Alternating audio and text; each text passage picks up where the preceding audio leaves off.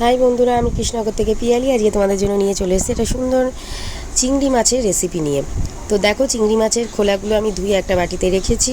আর এই রেসিপিটা হচ্ছে বাঙালদের রেসিপি, যেহেতু আমার বিয়ে হয়েছে একটা বাঙাল বাড়িতে, তো আমি এই নানা রকম খাবার শিখে গেছি এদের বাড়িতে এসে।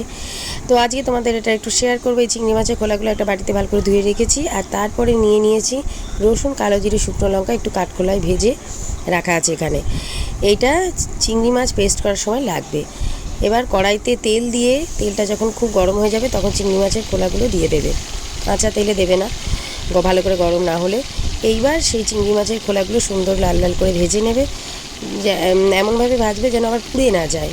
হ্যাঁ, ফ্লেমটা জোরে দিয়ে তোমাদের কাছে দাঁড়িয়েই ভাজতে হবে, নেড়ে নেড়ে কন্টিনিউ।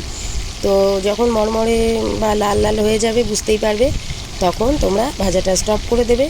দিয়ে এইবার শিলনোড়াতে তোমরা ওই রসুন, কালো জিরে আর লঙ্কাটা দিয়ে এই খোলাগুলো দিয়ে তোমরা একসাথে বেটে নেবে। আর সাথে দেবে সামান্য মতো, মানে পরিমাণ মতো নুন, সামান্য। হ্যাঁ, যে যেরকম খাও। তো ব্যাস, পেস্ট করে নিলেই রেসিপি রেডি। এই রেসিপিটা তোমরা একদিন গরম ভাতে খেয়ে দেখো কেমন হয় বন্ধুরা, তারপর আমাকে অবশ্যই জানিও। আর ভিডিওটা কেমন লাগলো তোমরা অবশ্যই কমেন্ট বক্সে কমেন্ট করো।